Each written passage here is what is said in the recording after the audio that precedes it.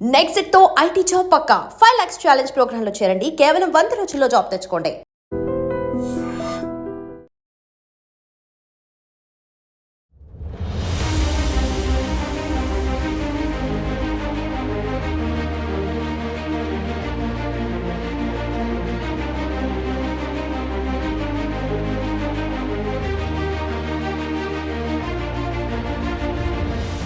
సద్దుల బతుకమ్మ ఇప్పుడు తెలంగాణ రాష్ట్ర వ్యాప్తంగా సద్దుల బతుకమ్మ నిన్న చాలా చోట్ల జరిగింది. తర్వాత ఈ రోజు కూడా కొన్ని ప్రాంతాల్లో సద్దుల బతుకమ్మని సెలబ్రేట్ చేసుకుంటున్నారు. ఎంత పెద్ద ఎత్తున మహిళలు వచ్చి ఆడి పాడతారో మనకు తెలుసు. అట్లాగే చాలా మంది కూడా పెద్ద పెద్ద బతుకమ్మలని చేసి ఊరేగింపుగా తీసుకెళ్లి ఒక గ్రౌండ్ కి తీసుకువెళ్ళిన తర్వాత ఆడపడుచులందరూ చుట్టూ చేరి బతుకమ్మలు ఆడుతూ ఉంటారు. అందులో భాగంగా కుకట్పల్లిలో ఉన్నటువంటి పాపారాయుడు నగర్లో నిన్న సద్దుల బతుకమ్మ జరిగింది. అందులో భాగంగానే ఇప్పుడు మీకు కనిపిస్తున్నటువంటి విజువల్ ఏదైతే ఉందో అంత పెద్ద బతుకమ్మని ఒక చోటు నుంచి అంటే తయారు చేసినటువంటి చోటు నుంచి ఇంకో ప్రాంతానికి ఆడేటటువంటి ప్రాంతానికి తీసుకువెళ్తున్నటువంటి క్రమంలో పెద్ద హైట్ కూడా మీరు చూడండి, బతుకమ్మది అంత పెద్దగా ఏం లేదు. పైన హై టెన్షన్ వైర్లు పోతున్నాయి, మీరు గమనించండి. ఆ హై టెన్షన్స్ వైర్లు ఒక్కసారి ఈ బతుకమ్మ దానికి తగలడం, ఆ తర్వాత ఆ వైర్లన్నీ కూడా తెగిపడ్డం, ఈ ఎవరైతే ఈ బతుకమ్మని అంటే తీసుకువెళ్తూ ఉన్నారో ఈ ముగ్గురికి కూడా పూర్తి స్థాయిలో బట్టలన్నీ కాలిపోయినాయి. మీరు చూడండి, చేతులు కాలిపోయినాయి, కాళ్ళు కాలిపోయినాయి. అంత దారుణంగా ఈ హై టెన్షన్ తీగలు తగిలి కట్ అయిపోయి వీళ్ళందరికీ కూడా గాయాలైనటువంటి పరిస్థితి. ఒక్కసారిగా ఈ బతుకమ్మలు ఎవరైతే తీసుకెళ్తున్నారో ఆడపడుచులు అందరూ ఉన్నారో ఊరేగింపుగా తీసుకెళ్తున్నారు. ఒక్కసారిగా షాక్ అనమాట. ఈ పాపరాయుడికి నగర్కి సంబంధించిన వాళ్ళందరూ కూడా పెద్ద ఎత్తున బతుకమ్మని ఆడుతుంటారు. అందులో భాగంగానే నిన్న కూడా సద్దుల బతుకమ్మకు సంబంధించి అన్ని అరేంజ్మెంట్స్ చేసుకొని మంచిగా ఆడి పాడదామని తీసుకెళ్తున్నటువంటి టైంలో ఒక్కసారిగా ఈ ఘటన జరగడంతో అందరూ కూడా భయపడిపోయినటువంటి పరిస్థితి. గట్టిగట్టిగా అరుస్తున్నారు, అటువైపు వెళ్ళకండి, పూర్తిగా తీగలు కింద పడిపోయాయి, అక్కడికి ఎవరు వెళ్ళినా సరే షాక్ తగులుతుంది అని.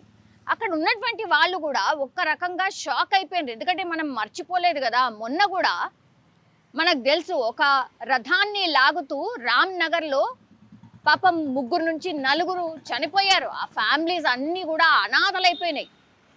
అది మర్చిపోనే లేదు. అట్లాగే ఆ వరుసగా 2-3 రోజుల పాటు ఈ వినాయకులు తరలిస్తున్నటువంటి క్రమంలో కూడా చాలా మందికి కూడా ఇట్లనే విద్యుత్ తీగలు తగిలి దగ్గర మొన్న వినాయక చవితి అప్పుడే ఒక 10 నుంచి 12 మంది చనిపోయారు. మళ్ళా ఇప్పుడు ఈ బతుకమ్మ తీసుకెళ్తున్నటువంటి టైంలో సేమ్ ఇన్సిడెంట్ రిపీట్ అయింది. అంటే ఎంత దారుణంగా సిటీ వ్యాప్తంగా ఈ వైర్లు అనేవి అంటే చాలా కిందికి వేళ్లాడుతున్నాయి. ఇవి ఎంత డేంజర్గా మారిపోయినాయి. ఇంకో వైపేమో మొన్నటి వరకు కూడా మనకు వర్షాలే పడ్డాయి, ఇంకా ఎక్కడికక్కడ బురద పోలేదు, అట్లాగే నీళ్లు కూడా అట్లా ఉన్నాయి, ఆ లుంతలల్లో నీళ్ళు అట్లా ఉండిపోయినాయి. సో ఇది కూడా వన్ ఆఫ్ ది కారణం అనమాట. ఒక్కసారిగా ఈ ఘటన జరిగిన తర్వాత ఈ కాలనీ వాసులు అందరూ కూడా పోలీసులకు ఇన్ఫర్మేషన్ ఇచ్చిండ్రు, అట్లాగే ఈ విద్యుత్ శాఖ అధికారులకు ఇన్ఫర్మేషన్ ఇవ్వడంతో వాళ్ళు ఘటనా స్థలానికి చేరుకున్నారు. చేరుకున్న తర్వాత ఆ ఇన్సిడెంట్ చూసిన తర్వాత అసలు కనీసం మీరు పట్టించుకోకుండా తీగలన్నీ ఇంత కిందికి వేళ్లాడుతున్నాయి, మనుషుల ప్రాణాలతో ఎందుకు చెలగాటం ఆడుతున్నారు అనేటువంటిది కూడా విద్యుత్ శాఖ అధికారులని స్థానికులు క్వశ్చన్ చేసినటువంటి పరిస్థితి. ఇంకా అదృష్టం బాగుంది కాబట్టి నిజంగా ఆ బతుకమ్మనే బతికిచ్చింది అనుకోవాలి. విద్యుత్ షాక్ తగిలింది, పాపం గాయాలైనాయి, మొత్తం కాలిపోయాయి, కాళ్ళు బట్టలు కాలిపోయినాయి, ఆ తర్వాత చేతులు కాలిపోయినాయి. వాళ్ళు ఎట్లా ఉన్నారు మీరు చూడండి. అదృష్టం బాగుంది అని అంటారు కదా, ఇగో వాళ్ళకి అదృష్టం నిజంగానే బాగుంది కాబట్టి వాళ్ళు బతకగలిగినరు. దగ్గరలో ఉన్నటువంటి హాస్పిటల్కి తీసుకెళ్ళి వాళ్ళకి ట్రీట్మెంట్ చేసినప్పుడు కూడా డాక్టర్స్ ఇదే చెప్పారు, మీ అదృష్టం చాలా బాగుంది కాబట్టి మీరు త్రుటిలో తప్పించుకున్నారు, లేదంటే గతంలో నేను ఇంతకుముందు చెప్పిన ఇన్సిడెంట్స్ నేనే చెప్పిన కదా, ఇప్పుడు 10 నుంచి 12 మంది చనిపోయినరు, మనం అందరం కూడా చూసాం కదా, ఏంది ఇది అని మాట్లాడుకున్నాం కదా. సో అట్లాంటిదే మళ్ళీ ఈ రోజు కూడా రిపీట్ అవుతుండే, అంటే నిన్న సద్దుల బతుకమ్మ రోజు రిపీట్ అవుతుండే. జిహెచ్ఎంసీ పెద్ద ఎత్తున ఆనాడు ఈ రామ్నగర్లో జరిగినటువంటి ఇన్సిడెంట్ తర్వాత కొంత జిహెచ్ఎంసీ హడావిడి చేసి ఈ తీగలు ఏవైతే ఉన్నాయో వాటన్నిటిని కూడా మేము అన్ని ప్రక్షాళన చేస్తాం, తొలగిస్తాం ఇవన్నీ చెప్పినప్పుడు కూడా ఈ కేబుల్ ఆపరేటర్స్ కూడా నానా హంగామా చేసిండ్రు, కోర్టుకి వెళ్ళిండ్రు, అట్లట్లా చేస్తారు ఇట్లెట్లా చేస్తారు అని కూడా ఒక ఫైట్ అయితే నడిచింది.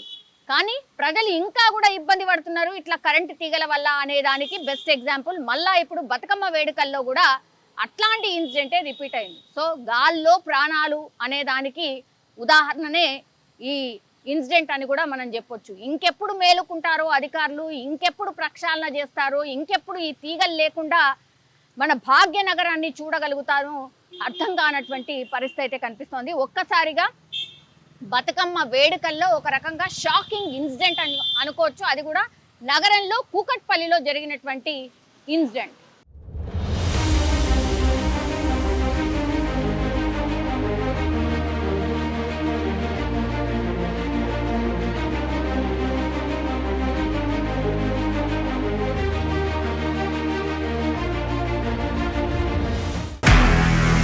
నిజంగా ప్రస్తుతం ఉన్నటువంటి సమాజం దేనికి ప్రయారిటీ ఇస్తుంది?